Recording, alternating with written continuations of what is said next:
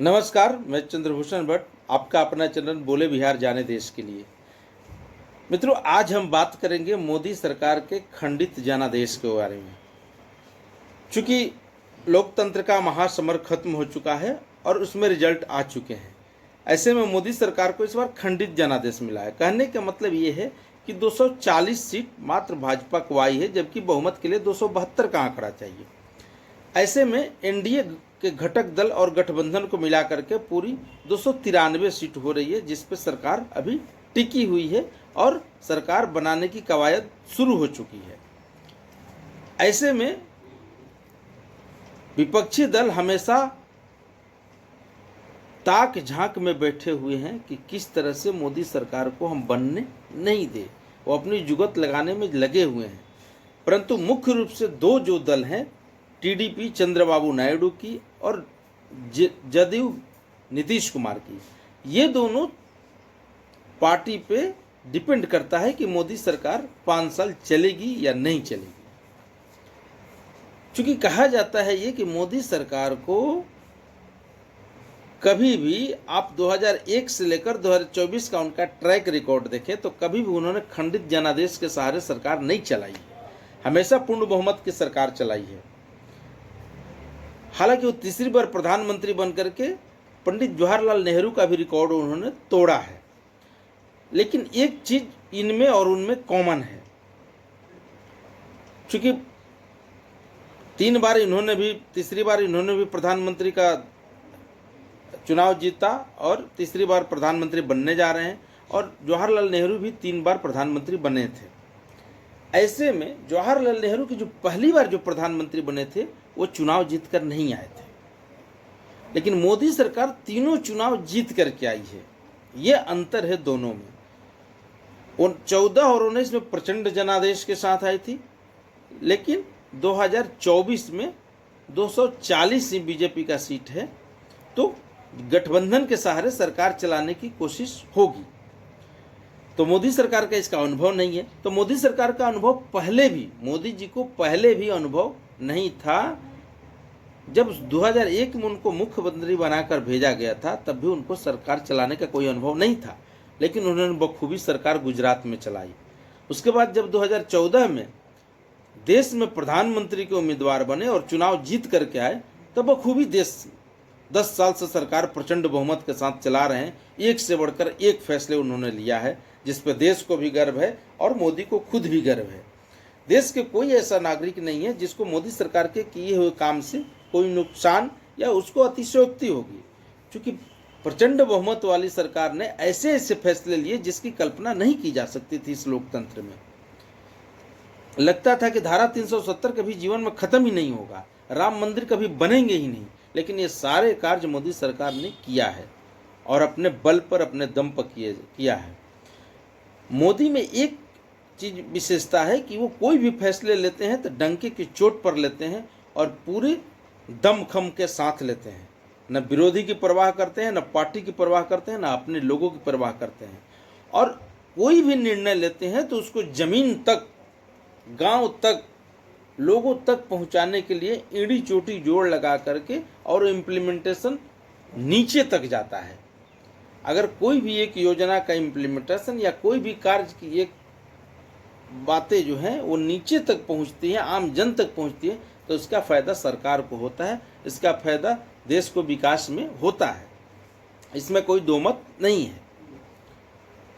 अब आप देखिए कि ये सरकार, ये जो मोदी की पार्टी है बीजेपी, उसके पहले जनसंघ हुआ करती थी। 1951 में 3 से 3 डिजिट में पहुंची है।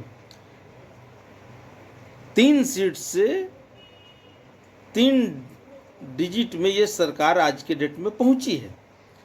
1951 में मात्र 3 सीट था, उस समय जनसंघ था। आज 303 था। कब? 2019 में। आज 240 है, यानी 3 डिजिट में पहुंची है। 1980 में जब भाजपा बनी थी तो 2 सीट था, 2 से यहां तक का सफर इन्होंने तय किया है। अगर आप इसके अलावा कांग्रेस का देखेंगे तो जब से उनकी सरकार बनी है तब से प्रचंड बहुमत वाली सरकार रही है, लेकिन हाल के दिनों में आप देखेंगे 90 से लेकर के इधर उनका गिरावट ही होते आया है। हालांकि 2009 में उनकी पार्टी जो सरकार बनाई थी वो भी गठबंधन की सरकार बनी थी मनमोहन सिंह के नेतृत्व में। 2014 में तो 40 सीट आ गया था और 2019 में 54 सीटें आ गई था। इस बार संजीवनी उनको कुछ मिला कि 99 सीट पहुंच गए, यानी एक तरह से उनका नीचे हरास होते आया है। और भाजपा की बात करेंगे तो ये लगातार बढ़ते आया है, 1980 से लेकर अब तक बढ़ते ही गया है। पहली बार ऐसा हुआ है जब ये 272 का आंकड़ा छू नहीं सके, 2040 पर ही अटक गए। हालांकि 293 गठबंधन को मिलाकर एनडीए को भी जनादेश आया है, जिसके चलते सरकार चलाया जा सकता है और चलाएंगे, बखूबी चलाएंगे। 18 राज्यों में आज सरकार है भाजपा की। 2009 में 8 राज्य से शुरू हुआ था।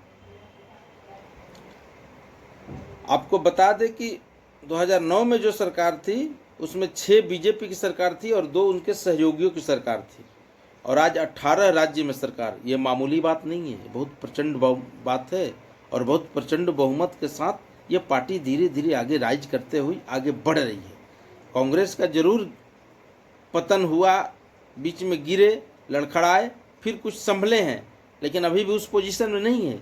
लेकिन ये जो पार्टी है वो अब की ओर है, और हमें पूर्ण विश्वास है कि 2040 का यहाँ आंकड़ा, मोदी सरकार अगर 6 महीना रह गया तो इसको 272 करने में उसको देर नहीं लगेगा।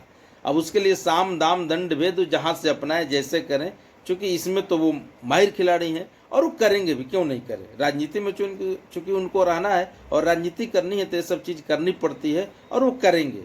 वैसा नैतिकता तकाजा नहीं है कि ये सब चीज़ें ये पार्टी नहीं कर सकती है। ये पार्टी बखूबी किया है। आप महाराष्ट्र का उदाहरण देखेंगे तो बहुत तोड़फोड़ मचा है। ऐसे में मोदी सरकार कैसे ये सरकार चलाएगी, इस पे बात इन दिनों खूब हो रही है। हम आपको बता दें कि मोदी सरकार के, अगर आप मोदी के कार्यकाल को देखें, गुजरात से लेकर के देश तक, उसमें उन्होंने हमेशा जो फैसले लिए उसमें कभी विरोधी की परवाह नहीं की, पार्टी की परवाह नहीं की, और हमेशा जो फैसले लिए वो राज्य हित में लिए, देश हित में लिए। उसी का नतीजा है कि मोदी लगातार बढ़ते गए, और इस बार भी हमें पूरी उम्मीद है कि वो आराम से सरकार ये चलाएंगे।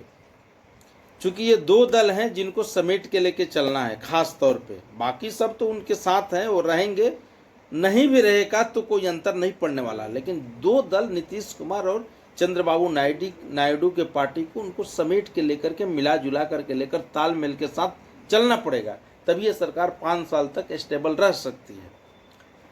ऐसे में इनकी विदेश नीति का कोई जवाब नहीं, रक्षा नीति कोई जवाब नहीं, कूटनीति के मामले में कहना नहीं है, विकास देश के स्तर पे और गांव तक पहुंचाने में कामयाब रहे हैं। इंफ्रास्ट्रक्चर देश के मजबूत करने में इनकी बहुत बड़ा रोल रहा है, चाहे वो शिक्षा के क्षेत्र में हो या फिर डेवलपमेंट के क्षेत्र में हो। सैन्य शक्ति को उन्होंने मजबूत किया है इन 10 सालों में। प्रचंड फैसले लिए हैं, चाहे धारा 370 हटाने का हो, 3 तलाक का हो, राम मंदिर का हो, या फिर जीएसटी का हो। कोरोना समय में जो आपदा आई थी उससे बखूबी रूप से निपटा है इन्होंने। तो ये सब जो गट्स इनकी है, इस गट्स से लग रहा है, और एक गट्स इनके कार्य का, इनका जो ट्रैक रिकॉर्ड है, उसके अनुसार हम कह सकते हैं कि मोदी सरकार 5 साल तक चलेगी, इसमें कहीं कोई दिक्कत नहीं है। और मोदी विरोधियों को और अपने को समेट के लेकर के चलना उनमें खूब आता है। क्योंकि पहले प्रचंड जनादेश था, तो इसलिए ये चीज़ें दिखी नहीं। इस बार के सरकार में आपको 24-29 में ये चीज़ें दिखेंगी कि कैसे ये समेट के लेकर के चल रहे हैं। सब लोग कह रहे हैं आसानी से गठबंधन नहीं चलेगा, लेकिन हम पूरा विश्वास के साथ करें कि आसानी से इनका गठबंधन चलेगा। क्योंकि मोदी को आपको जानना है तो उनके ट्रैक रिकॉर्ड को आप जब आप देखेंगे तो आप समझ जाएंगे कि आसानी से गठबंधन की सरकार चलाएंगे। लेकिन हाँ, आप ये समझ लीजिएगा, इतना झुक के रहने वाले व्यक्ति नहीं है। वो अपने शर्तों पर, अपने मुद्दों पर आपको लाइनअप करके, लाइजनिंग करके, और आपको उस ट्रैक पर लाएंगे और सरकार चलाएंगे। 2024 में इनको बड़े फैसले लेने हैं, हमेशा ये कहते हैं, और उसका रोड मैप भी कह रहे हैं तैयार हो चुका है। हर रैली में घूम घूम के इन्होंने कहा है। लेकिन जो आप इस बार का रिकॉर्ड देखेंगे तो उसमें बहुत सारी ऐसी सीटें हैं जिन्होंने इस बार वो खोए हैं। जैसे ग्रामीण इलाकों में 236, कुल मिलाकर 398 सीट है, जिसमें से 236 2019 में जीते थे। इस बार मात्र 165 सीट जीतते हैं। इसलिए ग्रामीण इलाकों में इनको काम करने की ज़रूरत है, क्योंकि गांव में क्या है कि गांव में जो गरीब हैं वो गरीबे होते जा रहे हैं। खेती बाड़ी में जो लोग लगे हैं अपना खेती करके पेट तो पाल ले रहे हैं, घर तो चला ले रहे हैं, लेकिन बच्चों को बेहतर शिक्षा नहीं दे पा रहे हैं, उनके दवा का खर्च नहीं निकल पा रहा है, उनकी तरक्की नहीं हो रही है जिस रूप में होनी चाहिए। तो इसलिए इनको गांव पर ज़्यादा विशेष ध्यान देना होगा, ये एक आधार है। दूसरा क्या है कि आर्थिक शक्ति बनाना है इनको, 3 ट्रिलियन, बार बार बोलते हैं कि तीसरे नंबर की इकोनॉमी भारत को बनाना है।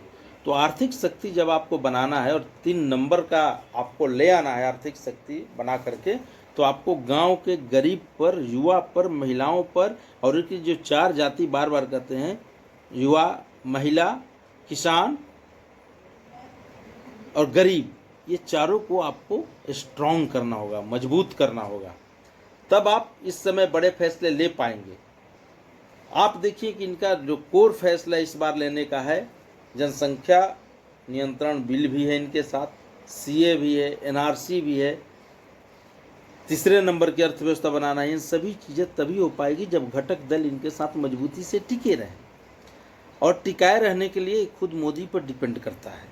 लेकिन हमें पूर्ण भरोसा है कि ये गठबंधन की सरकार चलाएंगे, पूरे धमक के साथ चलाएंगे। अभी तक इनको 75 विश्व के नेताओं ने बधाई दे चुके हैं, सभी लोग समझ रहे हैं कि मोदी सरकार ये चलने वाली है। तो ऐसे में आप सभी का बहुत बहुत धन्यवाद। आप देखें, जितना रोमांचकारी मैच में नहीं आता, उतना रोमांचकारी मतगणना का दिन आ रहा था, और उससे ही ज़्यादा रोमांचकारी ये सरकार चलेगी 5 साल। आप देखिए, आनंद लीजिए, और विकास के इस दौड़ में आप भी देश में भागीदार बने, युवा खास करके। धन्यवाद। चैनल को लाइक सब्सक्राइब जरूर करते रहें, ताकि अगली वीडियो आए तो आपको पता चलते रहे।